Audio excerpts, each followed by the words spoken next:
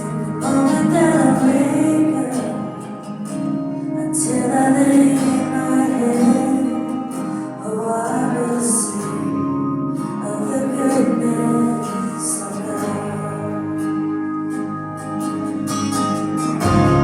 All my life you have been faithful.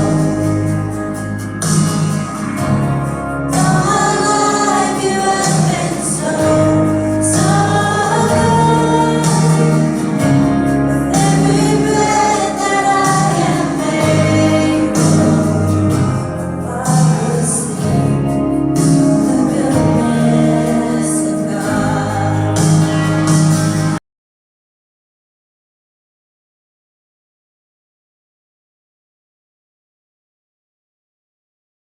Care and nurture for his wife would now seek to rule over her.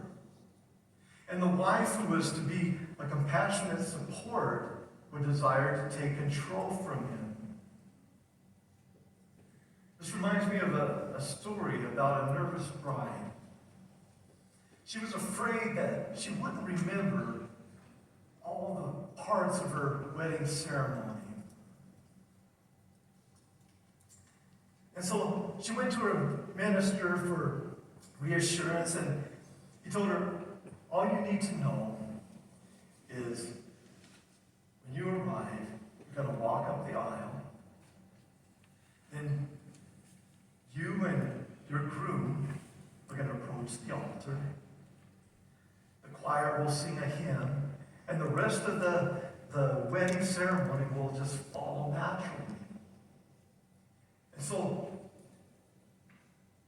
as the wedding ceremony begins, the pianist begins playing the wedding march. Organist, if you're from that type of church, begins to play the wedding march.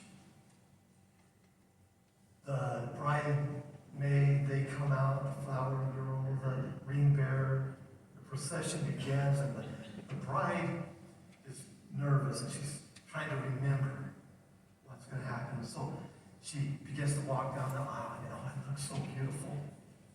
And as she's going, she nervously whispers to herself and repeats over and over, aisle, altar, hymn, aisle, altar, hymn, aisle, altar, hymn. And that's been the ongoing conflict for millennia. But the good news is that Jesus comes on the scene. And he brings back redemption and restoration. And this is exemplified in his inclusion of women as part of the group that followed him. You know, he could have easily dismissed them, but instead he ministered to them and involved them. Just the fact that he included women as part of his followers shows that he valued and elevated women beyond the patriarchal culture of the time. So what does it mean to submit? Well, the word submission often carries a nasty connotation in our society.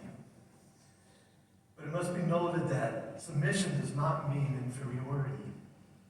Submission doesn't mean that one person is less or less important or less valuable than the other.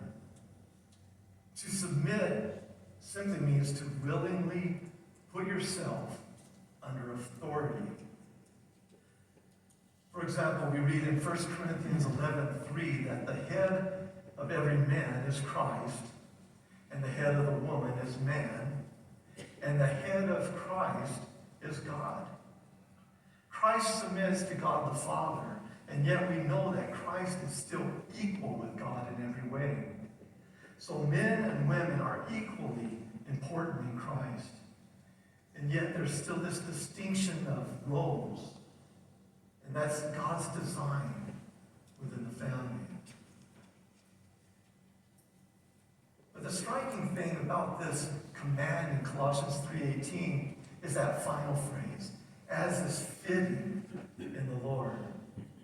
Because what this does is it puts Christ at the center of it all. When we take off our old patterns of living according to the culture, and we we clothe ourselves with Christ, we are enabled to align ourselves to God's intended order. Women don't submit to their husbands because they are better, smarter, or more valuable to God, but because this is what is fitting and appropriate to Christ. God designed the home, and it is fitting in the Lord that wives submit to their husbands. We find a similar instruction in the book of Ephesians where this is fleshed out even more. Ephesians 5:21-24 says, "Submit to one another out of reverence for Christ. For wives, this means submit to your husbands as to the Lord.